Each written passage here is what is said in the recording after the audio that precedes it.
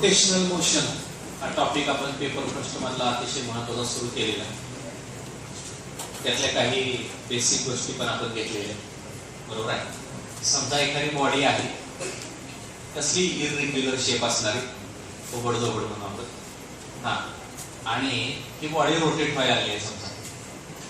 तर ह्या बॉडीचा प्रत्येक particle each and every particle perform circular motion. मग आता समजा इथे एक पार्टिकल घेतला तर हा जो पार्टिकल आहे कसे सर्क्युलर मोशन करतोय त्याचा एक सेंटर असेल एक विशिष्ट. हा एक पार्टिकल आहे समजा. पुढं दुसरा एखादा पार्टिकल आहे तो पण इथे सर्क्युलर मोशन करायला लागला त्याला सेंटर येत आहे. इथे एखादा पार्टिकल आहे तो पण सर्क्युलर मोशन करतो त्याला सेंटर येत आहे. असे सगळे पार्टिकल त्याचे सर्क्युलर मोशन करायला लागले. ज्या पॉइंट भोवती ते सर्क्युलर मोशन मध्ये फिरतात असे सगळे पॉइंट एका लाईनवर असतात आणि त्यातून जाणारी जी लाईन आहे ना त्यालाच आपण काय म्हणतो या बॉडीचा ऍक्सिस ऑफ रोटेशन.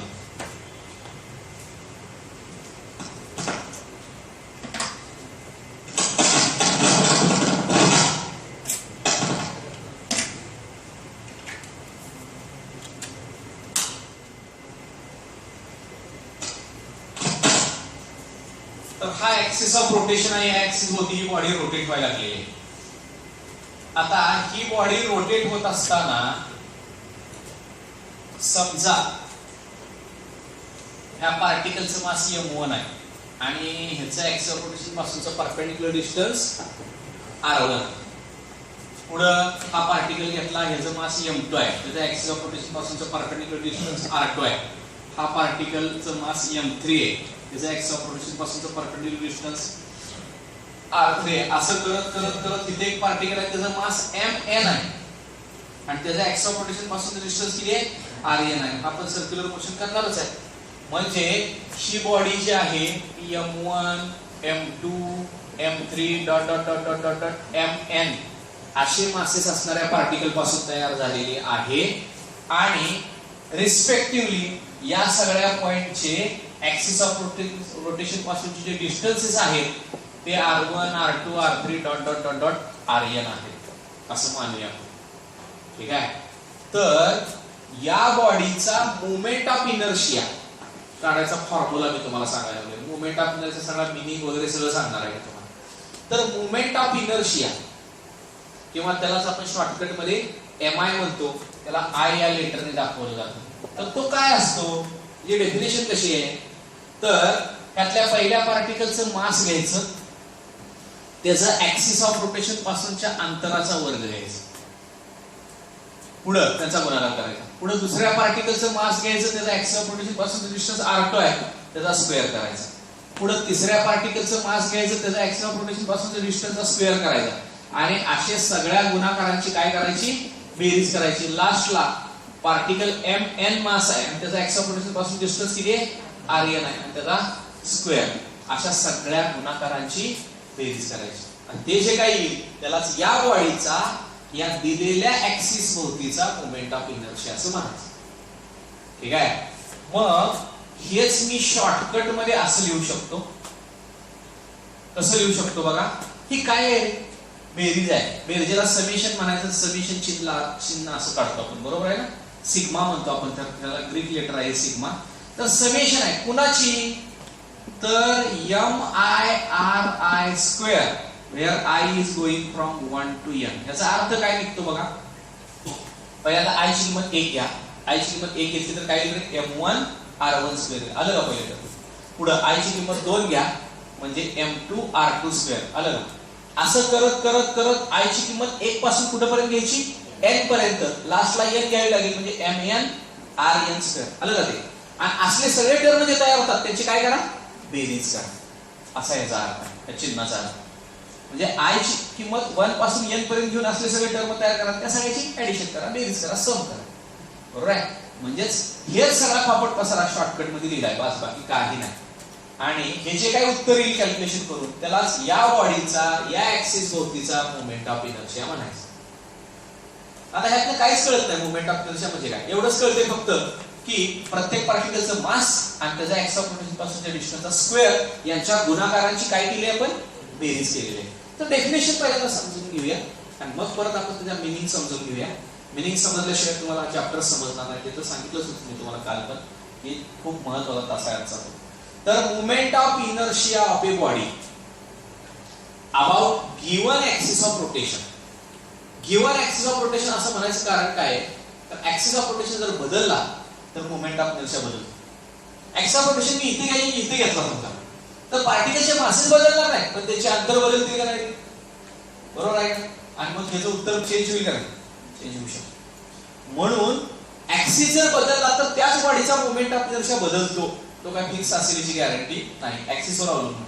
म्हणून movement of inertia of a body about the given axis of rotation असं शब्द वापरायचे आहेत तिथे डेफिनेशन मध्ये, असं लिहावंच लागेल. Movement of inertia of a body about the given axis of rotation is the sum of, कोणाकोणाची बेरीज आहे, product of mass of each particle and square of its distance from axis of rotation. संपली व्याख्या. तशी simple व्याख्या, formula लक्षात असले त्याच्यावर व्याख्या लिहिता येईल. मुवमेंट ऑफ इनर्शिया और mi of a body about the given axis of rotation can be defined as it is the sum of product of mass of each particle and square of its distance from axis of rotation. हे जाऊन सांगा तरी चालते. Moment of inertia of a body about the given axis of rotation can be defined as it is the sum of product of mass of each particle and square of its distance from axis of rotation. ठीक आहे, बघा लक्षात येते का? अजून एकदा definition सांगतो. Movement of inertia of a body about the given axis of rotation can be defined as it is the sum of product of mass of each particle of the body and square of its distance from axis of rotation. एकदम simple आहे. मग मला सांगा movement of इनर्शियाचे SI unit, CGS unit, त्याचे dimension वगैरे काय येतील? तर एसआय युनिट काय येईल बघा बरं. त्याचं एसआय युनिट, एसआय सिस्टीम मध्ये त्याचं युनिट काय येईल? हो, हे मास आहे, मास मोजणार आहे आपण किलोग्रॅम मध्ये, आणि हे अंतराचा वर्ग आहे, अंतर मोजणार मीटर त्याचा वर्ग आहे, बरोबर आहे ना? म्हणजे आणि त्या सगळ्याची बेरीज केली तरी युनिट तसं राहणार ना, KG metre square. This is the SI unit of movement of inertia. मग सीजीएस युनिट काय आलं असतं? हा, केजीच्या जागी ग्रॅम आणि मीटरच्या जागी centimetre square. Gram centimetre square. This is the CGS unit of movement of inertia. Dimensions, dimensions of I, that is moment of inertia, are given by L, M आणि T असं घेतो ना आपण. अगोदर कुठलेही घ्या चालते. L म्हणजे लेंथ, लेंथ कितीचा मोजायला लागते इथं, ते काय M वर्ग आहे, मीटरचा वर्ग आहे, म्हणजे लेंथ दोनदा मोजायला लागते. मास एकदा मोजावं लागते, टाइम मोजावा लागतो का नाही. तर L2 M1 T0, अगर M1 L2 T0 कसं पण चालते, गुणाकार असल्यामुळे मग क्रम चालतो तसा. तर these are the dimensions of moment of inertia.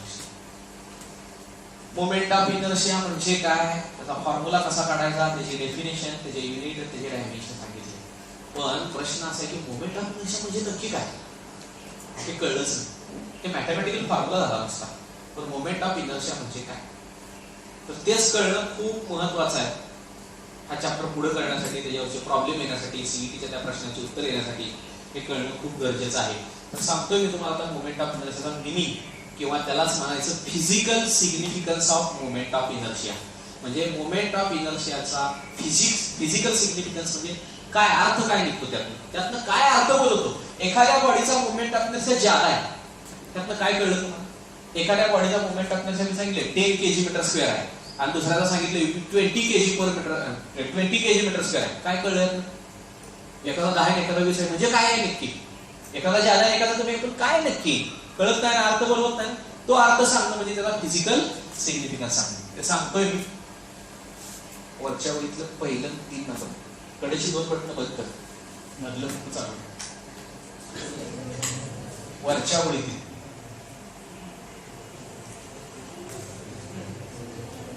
वर 3 आहेत का स्विच, त्यातले 1 नंबर 3 नंबर बंद कर, मधलं फक्त चालू राहू. ओके, बस. हा, लक्ष द्या. आता यासाठी मला 2 डायमेन्शन मध्ये जायचं आहे. पहिल्यांदा न्यूटन्स लॉ कडे जायचं आहे. न्यूटन्स लॉ तर शिकवले मी तुम्हाला खरं तर 12वीत आल्यावर. एखादी बॉडी, ही बॉडी रेस्ट पोझिशन मध्ये, बरोबर आहे, मनानेच उठून चालायला लागेल. दगड पडला एक माळावर, वर्षानुवर्ष पडलाय, मधनं सुटून चालायला लागेल, पळायला लागेल, त्याला काहीतरी व्हेलॉसिटी येईल नाही. तर कुठलीही बॉडी जोपर्यंत त्याच्यावर कोण एक्सटर्नल अनबॅलन्स्ड फोर्स ऍक्ट करत नाही, अनबॅलन्स म्हणजे बॅलन्स म्हणजे इकडून जेवढं तेवढं इकडून केल्यावर हलेल जागेवर, अनबॅलन्स्ड पाहिजे, एका बाजूनी पाहिजे म्हणजे अनबॅलन्स्ड झाला, किंवा दोन्ही बाजूनी पाहिजे पण एका बाजूनी जास्त एका बाजूनी कमी, अनबॅलन्स्ड फोर्स जर ऍक्ट केला याच्यावर तर काय होईल, त्या बॉडीला मोशन मध्ये आणतो आपण.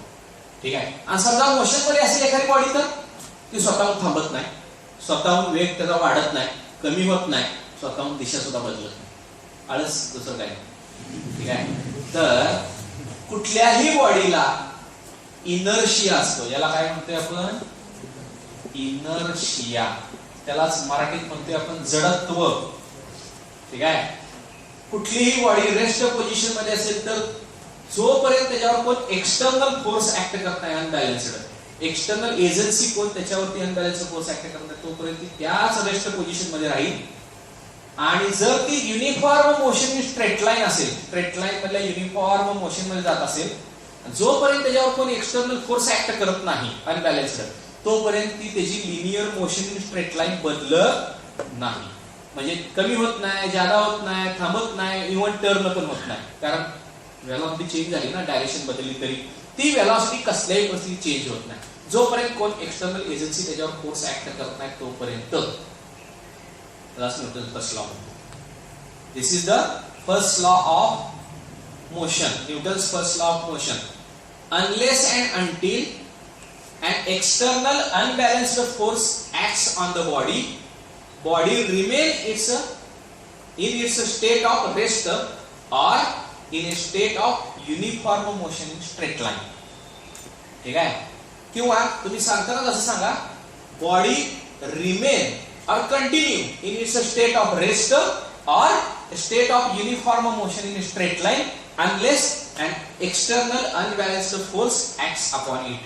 जोपर्यंत एखादा एक्सटर्नल अनबॅलन्स्ड फोर्स बॉडीवर ऍक्ट होत नाही तोपर्यंत बॉडी थांबलेली असेल, रेस्ट पोझिशन मध्ये असेल तर त्याच रेस्ट पोझिशन मध्ये राहते, आणि चाललेली असेल तर त्याच युनिफॉर्म मोशन मध्ये जात राहते, जोपर्यंत एक्सटर्नल फोर्स कोण अनबॅलन्स्ड त्याच्यावर ऍक्ट करत नाही तोपर्यंत. दिस इज न्यूटन्स फर्स्ट लॉ. यालाच जडत्वाचा नियम किंवा लॉ ऑफ इनर्शिया असं पण म्हणतात. त्याचं कारण काय आहे तर बॉडीच्या अंगी जडपणा असतो. या बॉडीच्या अंगी अशी टेंडन्सी असते, त्याची प्रवृत्ती की थांबलेली असेल तर तशीच थांबलेली राहणार. जर कोण त्याला चालवायचा प्रयत्न केला तर ते त्या बॉडीला आवडत नाही, बॉडी तशीच राहण्याचा प्रयत्न करते, म्हणजे बॉडी अपोज करते त्याला. पण बॉडीचा अपोज एवढा त्याच्यापेक्षा जादा फोर्स आपण लावलं तर इमोशन मध्ये, बरोबर आहे ना. आणि मला सांगा, एखादा दगड घेतला छोटासा आणि बेरकावून दिला, आपण फोर्स लावतो त्याला आणि मग त्याला व्हेलॉसिटी येते, त्या दगडाला आवडत नसते ते, त्याला स्थिर राहायचं, स्थिर अवस्थेत होताना पहिला तर त्याच कॉन्स्टंट युनिफॉर्म मोशन म्हणजे स्टेट ऑफ रेस्ट मध्ये त्याला राहणं पसंत करत असतो. पण आपण त्याला फोर्स जादा लावला, तो जर गोळापेक्षा गोळा घ्या बरं, तेवढ्याच फोर्सने टाकला, तेवढे व्हेलॉसिटी येईल का त्याला, नाही येणार, कारण तो जास्त अपोज करतोय. आपण त्याची मोशन चेंज करायचा प्रयत्न केला पण तो जास्त अपोज करतो. तो एवढा दगड घ्यावर आणि तेवढा फोर्स लावून बेरकवा बरं, उगाच थोडा पुढे जाईल किंवा काही काही खालणार पण नाही जागेवर फार मोठा असेल तर. म्हणजे त्या बॉडीच्या अंगी अजून टेंडन्सी जादा आहे कसली, त्याची स्टेट ऑफ रेस्ट आपण चेंज करायचा प्रयत्न केला तर ती त्याला आवडत नाही, तो काय करतो त्याला अपोज करतो. आणि ही अपोज करायची जी टेंडन्सी आहे ना त्यालाच इनर्शिया म्हणायचं. कुठल्याही बॉडीला जर त्याची स्टेट ऑफ रेस्ट असते, अगर स्टेट ऑफ युनिफॉर्म मोशन असतो, समजा एखादी बॉडी युनिफॉर्म मोशन मध्ये चालली, आपण थांबवायचा प्रयत्न केला, थांबत नाही लवकर. ठीक आहे. इव्हन आपण थोडीशी रेल्वे स्लो झालेली असते, प्लॅटफॉर्मवर येत असताना आपण उडी टाकली तर त्या रेल्वे बरोबर एक 2-4 पावलं आपल्याला पळावं लागतं. नाही पळाला की तोंडावर आपडतो. ठीक आहे, आपडतो, तोंडावरच आपडतो. का तर त्या ट्रेन मध्ये बसल्यावर आपल्या बॉडीला पण काय आलेली असते, व्हेलॉसिटी आलेली असते. आपण ज्यावेळेस पाऊल प्लॅटफॉर्मवर टाकतो त्यावेळेस फ्रिक्शन मुळे त्याची व्हेलॉसिटी पटकन झिरो होते, पण वरच्या बॉडीची व्हेलॉसिटी सगळ्या पार्टिकलची व्हेलॉसिटी आहेच, त्या अवस्थेत राहण्याचा प्रयत्न करते. म्हणून पाय चिटकलेल्या अवस्थेत खाली स्थिर राहिले, पण वरची बॉडी पुढे जायला प्रयत्न करते, तोंडावर आपटणार ना, बरोबर आहे ना. हा, आणि मग कळतं कशामुळे झालं, न्यूटन्स लॉ त्यावेळेस चांगला कळतो, बरोबर आहे. हा, तर कुठलीही बॉडी मोशन मध्ये असेल तर त्याच मोशन मध्ये राहण्याचा प्रयत्न करते. जर ती मोशन पण बदलायला लागलं तर ते त्या बॉडीला आवडत नाही. बॉडी काय करते, त्याला अपोज करते. त्याच मोशन मध्ये राहणं पसंत करत असते. कुठल्याही बॉडीची टेंडन्सी असते, थांबलेली असते अगर चाललेली असते, ती बॉडी तीच कंटिन्यू मोशन राहण्याचा, त्याच मोशन मध्ये कंटिन्यू राहण्याचा प्रयत्न करते. स्टेट ऑफ रेस्ट असू द्या अगर स्टेट ऑफ युनिफॉर्म मोशन असू द्या. आणि ही जी टेंडन्सी आहे बॉडीची, ही जी प्रवृत्ती आहे, त्यालाच इनर्शिया म्हणायचं. लक्षात घ्या, त्यालाच इनर्शिया म्हणायचं. आणि हा इनर्शिया मोजायचा कसा, तर हा इनर्शिया मासच्या स्वरूपात मोजतो. Mass represent inertia of the body. Mass जेवढं जास्त तेवढं त्या बॉडीचा अपोज करायची टेंडन्सी जादा. मी तुम्हाला मगाशी ते सांगितलं, छोटासा दगड पटकन भिरकावून देऊ शकता, मोठा दगड गोळापेक्षा गोळा पटकन भिरकावून देऊ शकता. आणि अजून मोठा दगड असेल तर तेवढाच फोर्स लावला तर तो पुढे जाणार आहे का, तर तो जास्त अपोज करणार आहे. जेवढं त्या बॉडीचं मास जादा तेवढा ती बॉडी काय करणार आहे, जास्त अपोज करणार आहे, त्याची मोशन चेंज करायला. ठीक आहे. क्रिकेटचा बॉल येतोय आपल्याकडे, ठीक आहे, एखाद्या बॅट्समननी शॉट मारलेला आहे ना, आपण फिल्डिंगला उभा राहिलो समजा, आपण कॅच घेऊ शकतो. ठीक आहे. त्यातले टेनिस बॉल असेल तर सहज घेऊ शकतो. पण लेदर बॉल असेल तर थोडासा त्रास होईल, थोडस जरा आपल्याला हाताला थोडासा मार बसेल. बरोबर आहे. तेवढ्या स्पीडने येतोय बॉल, कॅच करू शकतो आपण सहज. टेनिस बॉल, लेदर बॉल असेल तर थोडासा काय होणार आहे, थोडस लागणार आहे आपल्याला. तेवढ्याच गतीने, तेवढ्याच आकाराचा, गोळापेक्षा गोळा यायला लागला काय करणार, तेवढ्याच गतीने येतोय, तेवढ्याच आकाराचा आहे. समजा क्रिकेटचा बॉल जेवढ्या आकाराचा आहे तेवढ्याच आकाराचा आहे, तेवढ्याच स्पीडने यायला लागला. कॅच करायचा प्रयत्न करता, काय नाही, पटकन बाजूला सरकचा. बरोबर आहे. हात तुटणार, हाताला जखम होणार, रक्त येणार, काहीतरी होणार. का, तर त्याचं मास जे आता आहे. आलं लक्षात बघा.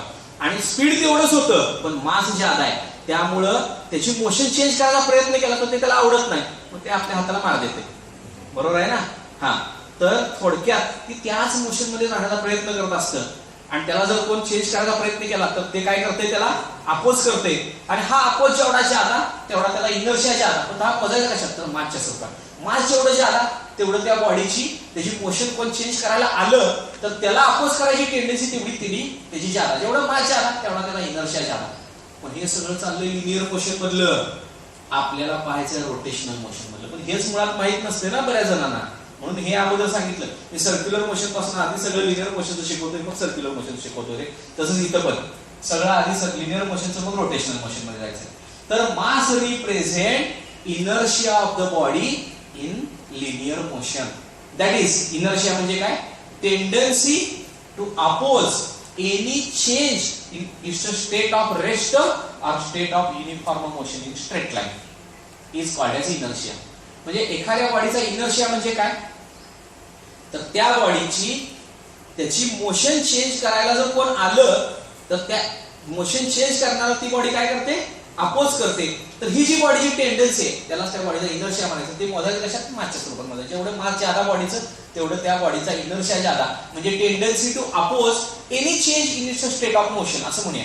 स्टेट ऑफ रेस्ट असो तर स्टेट ऑफ युनिफॉर्म मोशन असो, आता त्याला उल्लेख करायला नको.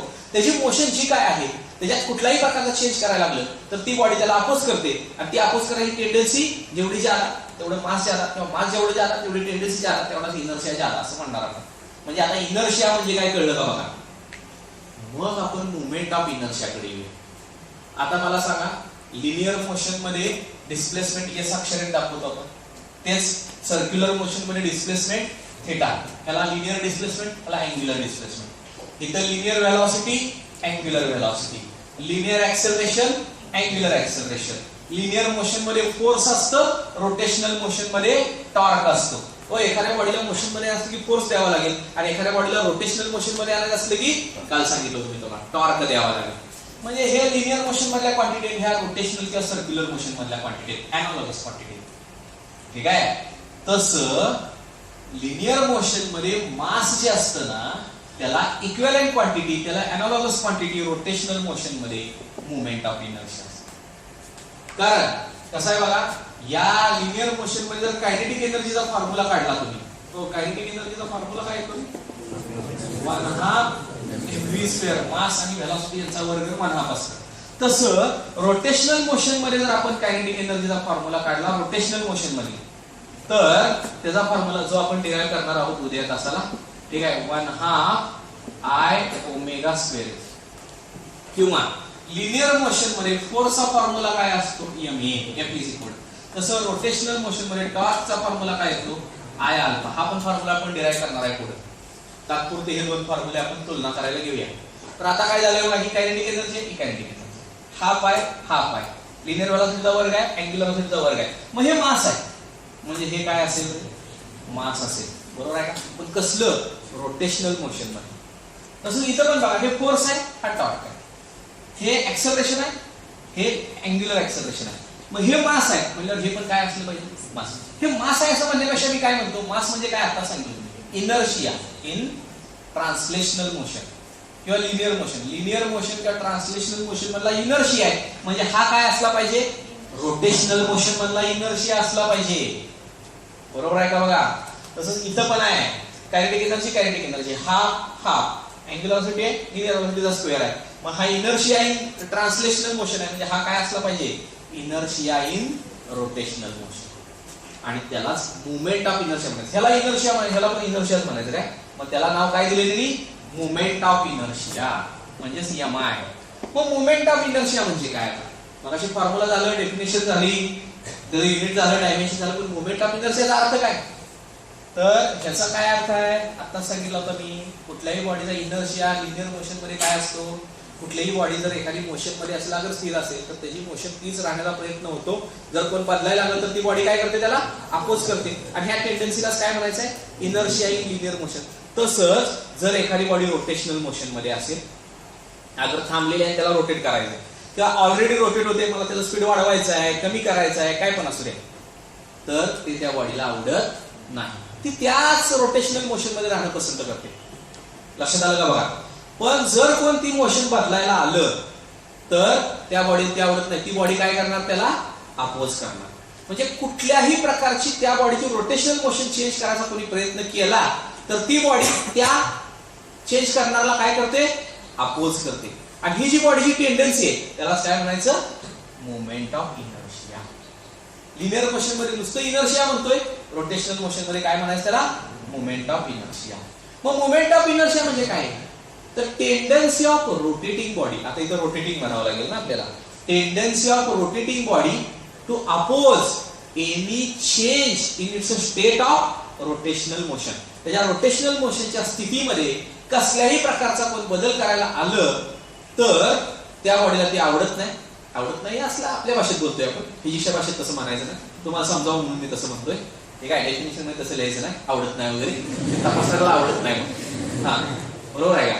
हा, तर tendency of rotating body to oppose any change in its state of rotational motion is called as movement of inertia. म्हणजे एखादी बॉडी जेवढा जास्त अपोज करते त्याचा रोटेशनल मोशन मध्ये चेंज करायला, तेवढं त्या बॉडीचा मुवमेंट ऑफ इनर्शिया ज्यादा आहे. आणि एखादी बॉडी कमी अपोज करत असेल तर मुवमेंट ऑफ इनर्शिया कमी. एखादी बॉडी हळूहळू फिरायला लागली, रोटेट व्हायला लागली, पण हळू फिरायला लागली, आपण त्याला पकडून थांबवू शकतो का नाही, बरोबर आहे. पण एखादं चाक आहे गाडीचं एकदम फास्ट फिरते, बरोबर आहे का, किंवा मोठी एखादी काहीतरी वस्तू आहे आणि फिरायला लागले, आपण त्याला थांबवू शकतो का, नाही. का तर त्या बॉडीची रोटेशनल मोशन चेंज करायला आपण गेलो तर ती बॉडी त्याला काय करते, अपोज करते. आणि हे अपोज करायची टेंडन्सी जेवढी ज्यादा तेवढा त्या बॉडीचा इनर्शिया इन रोटेशनल मोशन, आणि त्यालाच काय म्हणायचं, movement of inertia, that is M I. म्हणजे लिनियर मोशन मध्ये कशी बॉडीची अपोज करायची टेंडन्सी असते, त्याच्या लिनियर मोशन मध्ये काही चेंज करायला लागलं तर ती बॉडी अपोज करते, त्या बॉडीला आवडत नाही, त्याच मोशन मध्ये राहणं पसंत करते ती बॉडी. आणि कोण बदलायला लागलं तर त्याला अपोज करते, आणि ते अपोज मोजायची क्वांटिटी म्हणजे इनर्शिया, दॅट इज मास. तसं हे रोटेशनल मोशन मधलं मासच आहे. तुम्ही म्हणणार रोटेशनल मोशन मध्ये मास घेतलं तर ते काही वेगळं येतं का, बरोबर आहे. तर ते कल्पना फक्त करायच्या, जास्त तुलना करायच्या. रोटेशनल मोशन मध्ये बॉडी त्याच मोशन मध्ये राहण्याचा प्रयत्न करणार आहे, आणि जर ती कोण चेंज करायला लागलं तर त्याला काय करणार आहे, ती अपोज करणार आहे. आणि ही बॉडीचा अपोज जेवढा ज्यादा तेवढा त्याला मुवमेंट ऑफ इनर्शिया ज्यादा, आणि जेवढा अपोज कमी तेवढा मुवमेंट ऑफ इनर्शिया कमी. लक्षात येते का बघा. ठीक आहे. मग इव्हन बॉडी थांबलेली जरी असेल आणि ती रोटेट करायला लागली, पण छोटी हलकी फुलकी बॉडी असेल तर पटकन असं रोटेट करू शकतो आपण. म्हणजे ती बॉडी काय फार अपोज करत नाही, थांबलेली असणारा रोटेशनल मोशन मध्ये आणणार आहे, काय फार अपोज करते का, ती मोठी एखादी बॉडी आणि रोटेशनल मोशन मध्ये आणायची, बरोबर आहे ना. तर त्याला आपल्याला काय करावं लागणार आहे, त्या मानाने जास्त टॉर्क द्यावा लागणार आहे ना, म्हणजे ती बॉडी जास्त अपोज करणार आहे, म्हणजे मुवमेंट ऑफ इनर्शिया काय झाला, मग जास्त झाला. आणि कमी अपोज करत असेल तर मोमेंट ऑफ इनर्शिया काय झाला, कमी झाला. म्हणजे मग मोमेंट ऑफ इनर्शिया म्हणजे काय, तर moment of inertia represent inertia of the body in rotational motion. That is tendency of body to oppose any change in its state of rotational motion is called as moment of inertia. हा moment of इनर्शियाचा physical significance आहे. आणि तो काढायला कसा मगाशी formula झाला त्याला, प्रत्येक पार्टिकलचं मास आणि त्याच्या अंतरा ऍक्सिस ऑफ रोटेशन पासूनच्या अंतराचा वर्ग यांच्या गुणाकारांची बेरीज करायची, त्या बॉडीचा त्या ऍक्सिस भोवतीचा मोमेंट ऑफ इनर्शिया येतो. पण मोमेंट ऑफ इनर्शिया अर्थ कळला पाहिजे. आणि आता हे लक्षात घ्या, मोमेंट ऑफ इनर्शिया कुठल्याही बॉडीचा जो आहे ना, तो त्या बॉडीचं ऍक्सिसची पोझिशन काय आहे. हा, तर मोमेंट ऑफ इनर्शिया कशावर अवलंबून आहे, ऍक्सिस कसा घेतलेला आहे, कुठे घेतलेला आहे, म्हणजे पोझिशन ऑफ ऍक्सिस. नुसतं ऍक्सिस लिहिण्यापेक्षा मी काय लिहितो, पोझिशन ऑफ ऍक्सिस लिहितो. दुसरं, shape and size of body. Shape आणि साइज ऑफ बॉडीवर पण मोमेंट ऑफ इनर्शिया अवलंबून. ठीक आहे. आणि तिसरा, how mass of the body is distributed. कारण समजा एका बॉडीचं मास 1 किलो आहे, ती एवढीच आहे. आता दुसरी बॉडी 1 किलोच मास आहे, पण ती अशी आहे, लांब पसरलेत. आता मला सांगा, हे पार्टिकल जर लांब पसरले असेल तर ऍक्सिस ऑफ रोटेशन पासून त्याची डिस्टन्स काय झाले, वाढले. तिथे ऍक्सिस ऑफ रोटेशन पासून डिस्टन्स काय येते, कमी आहे. मग ह्याचा मोमेंट ऑफ इनर्शिया काय, कारण मोमेंट ऑफ इनर्शिया म्हणजे काय, m1r1 स्क्वेअर m2r2 स्क्वेअर. मास प्रत्येक पार्टिकलचं तेवढंच आहे, पण इथं अंतर काय झाले, वाढले. आणि अंतर वाढले की मग मोमेंट ऑफ इनर्शिया काय होणार आहे, वाढणार आहे. बरोबर आहे ना. म्हणजे ते मास ऍक्सिस ऑफ रोटेशन पासून कसं डिस्ट्रीब्यूट झाले त्याच्यावर पण अवलंबून. म्हणजे how mass is distributed, distribution of mass असं लिहितोय. Distribution of mass, distribution of mass about axis of rotation, ह्या गोष्टीवर मोमेंट ऑफ इनर्शिया अवलंबून असतात. मग मोमेंट ऑफ इनर्शिया म्हणजे थोडक्यात काय आहे, तर जस्ट ऍज, किंवा असं म्हणू आपण, tendency of body to oppose any change in its state of rotational motion is called as moment of inertia of a body. म्हणजे लिनियर मोशनची जर तुलना करायची असेल तर आपण असं म्हणू शकतो की in linear motion tendency of a body to oppose any change in its state of motion is called as inertia. Just like this inertia in rotational motion, any body possesses tendency to oppose any change in its state of rotational motion, and this tendency of body is called as movement of inertia. linear motion मधल्या टेंडन्सीला नुसतं inertia म्हणणार, जसं rotational motion मधल्या टेंडन्सीला moment of inertia. तसं linear motion मध्ये linear velocity, rotational किंवा circular motion मध्ये angular velocity. Linear displacement, angular displacement. Linear velocity, acceleration, angular acceleration. Force, torque. Kinetic energy in linear motion, kinetic energy in rotational motion. तसं inertia इकडे काय म्हणणार, moment of inertia. लक्षात आलं का? म्हणजे आता क्लिअर मोमेंट ऑफ इनर्शियाचा क्लिअर संकल्पना तुमच्या डोक्यात पाहिजे की कुठलीही बॉडी रोटेट होत असेल तर त्याच्या रोटेशनल मोशन मध्ये कोण चेंज करायला लागलं तर ती बॉडी त्या चेंज करणाऱ्याला काय करते, अपोज करते. आणि ते अपोज किती करते हे मोजणारी क्वांटिटी म्हणजेच मोमेंट ऑफ इनर्शिया. जेवढा जास्त अपोज करेल ती बॉडी तेवढा जास्त मोमेंट ऑफ इनर्शिया असेल, जेवढा कमी अपोज करेल तेवढा मोमेंट ऑफ इनर्शिया कमी असेल. म्हणजे tendency of body to oppose any change in its state of rotational motion is called as moment of inertia of body. हे फिजिकल सिग्निफिकन्स मध्ये हे वाक्य आलंच पाहिजे, तरच जे मार्क कळतील, मार्क मिळतील. 2 मार्काला हा प्रश्न असतो, काय, define moment of inertia, give physical significance of moment of inertia. Physical significance म्हणजे फिजिक्सच्या दृष्टिकोनातून मोमेंट ऑफ इनर्शियाचा अर्थ काय, काय अर्थबोध होतो. मग आता मला सांगा, मगाशी मी तुम्हाला सांगितलं होतं एका बॉडीचा moment of inertia 10 kg metre आहे, दुसऱ्या बॉडीचा 20 kg मीटर आहे. याचा अर्थ काय कळला आता तुम्हाला, की ज्याचा 20 kg मीटर एवढा मोमेंट ऑफ इनर्शिया आहे, ती बॉडी त्याच्या रोटेशनल मोशन मध्ये कोण चेंज करायला लागलं तर त्याला काय करणार आहे, जास्त अपोज करणार आहे.